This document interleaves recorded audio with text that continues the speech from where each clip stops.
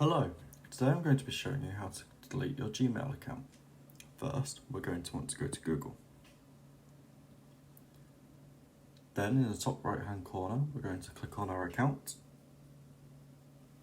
Then we're going to go to manage your Google account. From here, we want to go data and privacy. Then on this page, we scroll down until we see delete your Google account. We click on this. We will then be prompted to enter our password.